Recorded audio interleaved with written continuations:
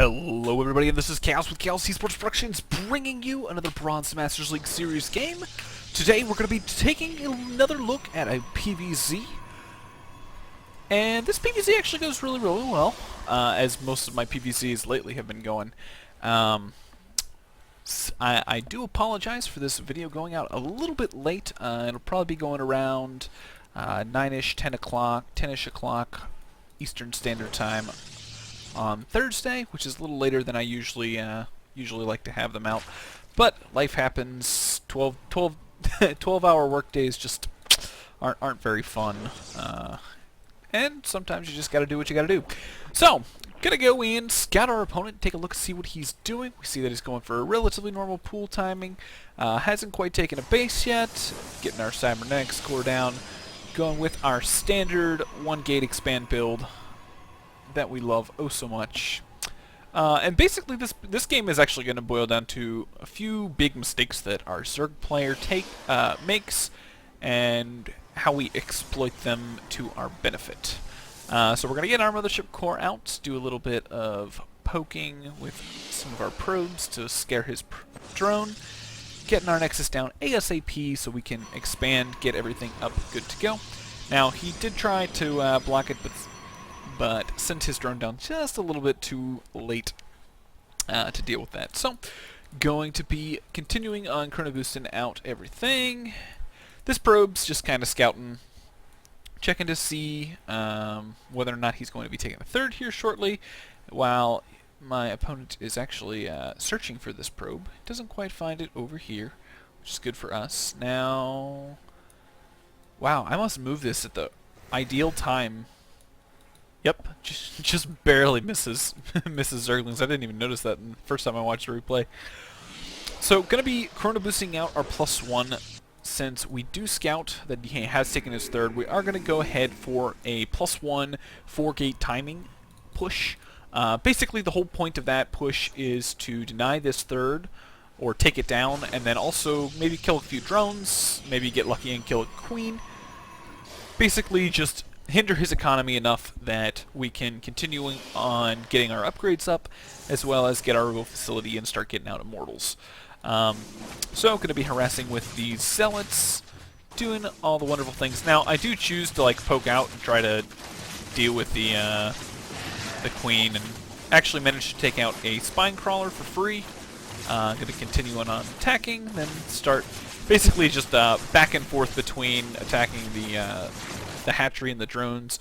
Once the drones try to engage with the zealots, if they simply continue on attacking without the zealots doing anything about it, they'll actually kill off or get them the zealots down to really low and potentially kill them off before the hatchery dies. So want to make sure we get those drones off us so we can get this hatchery good to go. Now, also with this, we do see his choice of tech. As a function of seeing the roaches, we're going to get our robo facility down as quickly as possible to get out our immortals, and then start to think about taking a third base. So at this point, we're feeling pretty good. We know he's probably going to try and do a counter push relatively soon, because he's basically, built a whole bunch of units that he feels like he's got to use. So he's gonna come down here and actually take out these rocks at my third, and I think this is more or less to deny me taking my third, or scare me from taking my third, which is really no big deal because we can obviously wall off with just a handful of gateways kind of in these locations. So yeah, immortals are coming out. We're getting up our +2 weapons, and we're going to be looking on getting charge and taking our third base here shortly. So he does try and come in. We have a zealot held at our front to hinder him from getting into our base. Don't like his units in our base. That would definitely be a bad day. Meanwhile, back at home, he's just actually... sorry, the production tab hasn't been up. As of right now, he really hasn't been doing a whole lot of droning. He's just now, as we see a whole bunch of drones pop, he's just now starting to work on his economy. He's been focused mainly on trying to do some damage with all the units that he built, but wasn't really able to do anything. Honestly, the proper response to me taking out his third would be to continue to drone behind it, because that's going to give him the extra economy that he needs for a secondary push. So at this point, we are already at +2 attack, +1 armor. His upgrades are significantly behind because he delayed his Evo chambers to put on that extra pressure, and is in. The supplies is very in favor of him, but with the upgrade advantage heavily in our favor and charge already being done, this composition is pretty much gonna just annihilate this. Now, these force fields are awful. I'm gonna be quite honest. They're not very good. Basically, the only thing that they do is they hinder him from retreating a little bit, but all in all, it really doesn't matter, as we see my army just absolutely eat up his, 11 units lost. We lost 7, 8-ish units over here killing this base, so we've maybe lost 3 or 4 units. So overall, traded very, very well. Going to be able to come in here, take out his third base, and he's really not going to be able to do anything. Try to get some force fields to catch some of the drones, but didn't quite get many of them. And basically, he just doesn't have the defense to deal with this army. Force field the ramp to make sure that he can't retreat or Unix can't come down, and he basically says that it's a bad game and calls it quits. Behind this, basically, we were just getting our upgrades up and gonna be transferring into Colossus Tech, and that's how this game is played. I mean, overall, basically, the execution of it was scout the third. If we scout the third, we're gonna apply pressure.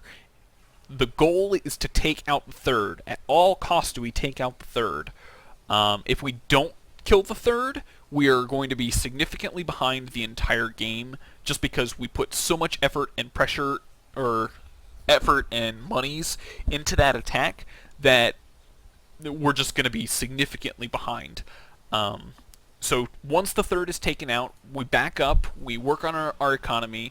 Once our second base is kind of almost fully saturated, we start thinking about taking a third while getting up our upgrades, our robo facility, and start teching up toward Colossus. By putting on this early pressure, if he hasn't already gone to lair to go up into like Muta or something, he is going to be significantly pressured to putting down a Roach Warren and going Roach Hydra. And basically Colossus versus Roach Hydra is the kind of the unit of choice. So that's why we choose to go that tech path as opposed to maybe a blink play. But nothing says that we can't transition into a blink immortal type push if necessary. If we see that he's going for Mulus and things of that nature. So basically, on his part, the only thing that it boiled down to was his upgrades. He was significantly behind in upgrades for that last push, and that's basically what gave me the upper edge and allowed me to trade significantly better than he would have liked.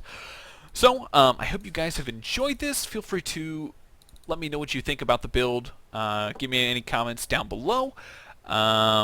Yes, I know I'm still bad at force fields. Some games are good, some games are bad. It happens. So yeah, if you're new to the channel, welcome. I hope you did enjoy this. Feel free to check out some of my other content on my channel. And also feel free to subscribe. I do submit videos twice a week. And yeah, I hope you guys have enjoyed, and I will see you guys in the next game.